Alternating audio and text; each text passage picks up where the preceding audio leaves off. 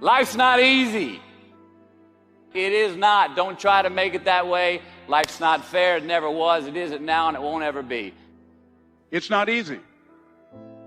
It's hard changing your life.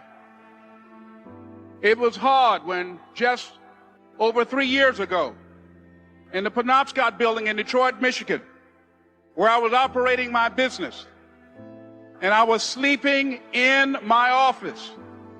It was hard coming into the lobby, and the security said, "Excuse me, Mr. Brown, can we see you for a moment?" And he gave me an envelope. And the envelope was from management that said, "This is an office tower. It's not a hotel. Do not sleep in your office." And it was hard coming through the lobby. And sometimes they would laugh. There's a guy talking about becoming successful. He's bathing in the bathroom upstairs. He sleeps on the floor. Him and 2 other dreamers up there. It was hard, ladies and gentlemen. It was very difficult to pick myself up each day believing that I could do it. There were times that I doubted myself. Why did this have to happen to me? And here's what I want to say to you. For those of you that have experienced some hardships, don't give up on your dream. It's a long shot, ladies and gentlemen, from Liberty City, an abandoned building on a floor, being here with you today in this dome. No college training, labeled educable, mentally retarded, but I kept running toward my dream.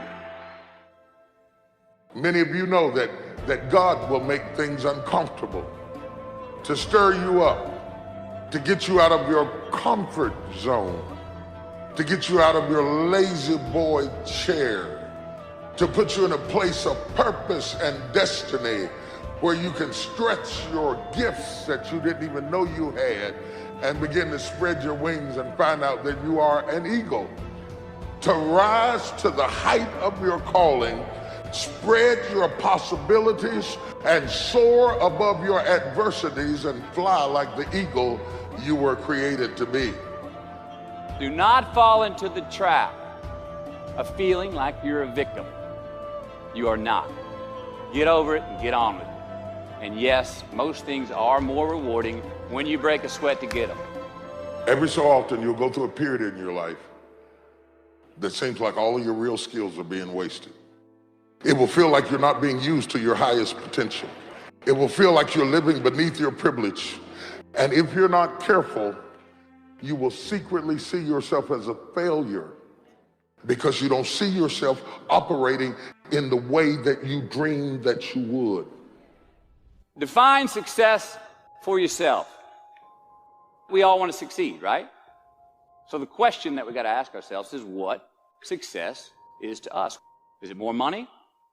Money is king today. It's what makes the world go round. It is success. The more we have, the more successful we are, right?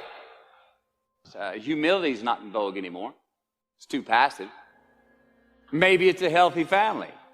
Maybe it's to help others, to be famous, to be spiritually sound, to leave the world a little bit better place than you found it. Now, your answer may change over time, and that's fine. Whatever your answer is, don't choose anything that will jeopardize your soul. And don't spend time with anything that antagonizes your character. Be brave, take the hill, but first answer that question, what's my hill? So first, we have to define success for ourselves. And then we have to put in the work to maintain it. Keep the things that are important to us in good shape. We've all got 2 wolves in us, a good one and a bad one. And they both want to eat. You just got to feed that good one a little more than the other one. Defining ourselves by what we are not is the first step that leads us to really knowing who we are.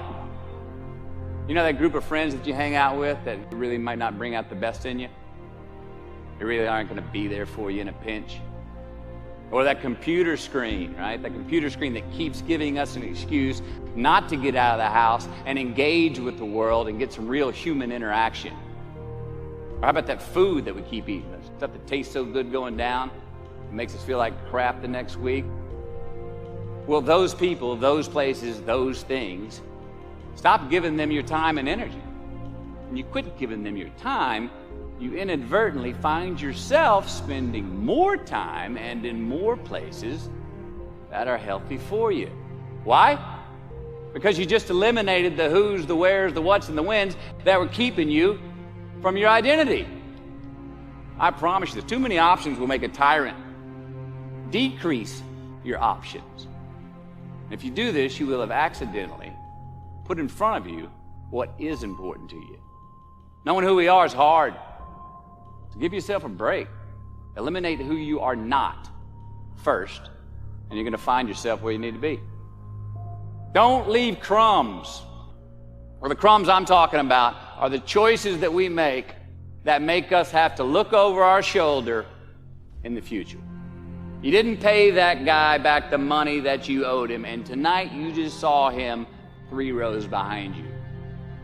You slept around on your spouse, and you just found out that tomorrow she and the lady you're having an affair with are going to be at the same PTA meeting. These are the crumbs. They come in the form of regret. You leave crumbs today, they will cause you more stress tomorrow.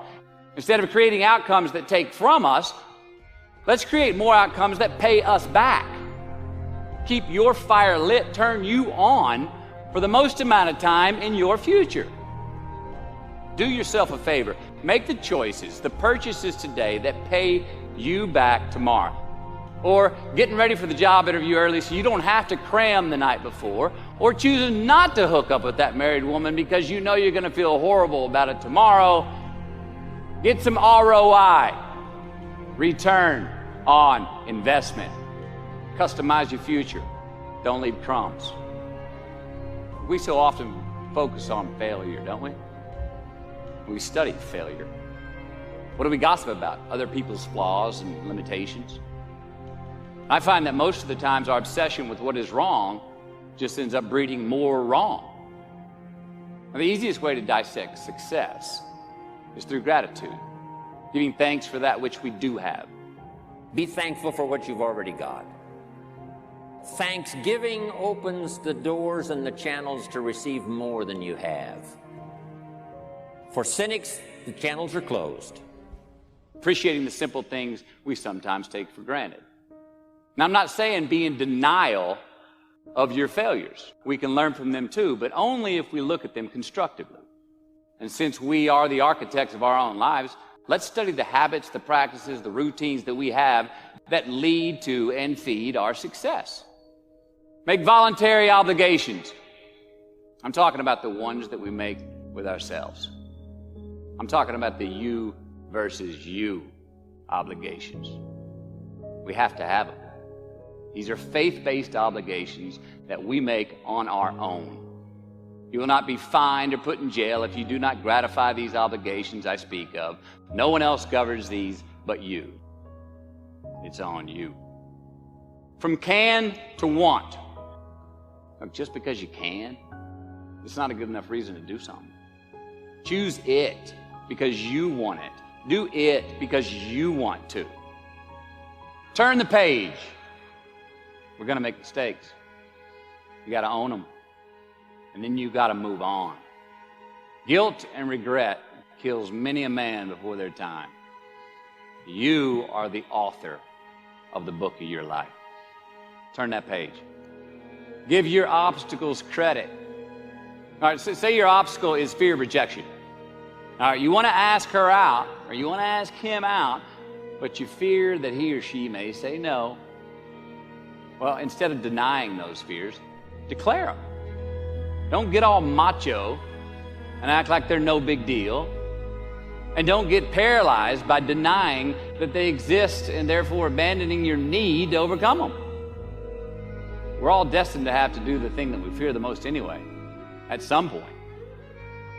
So be brave, have courage, and when you do, you get stronger.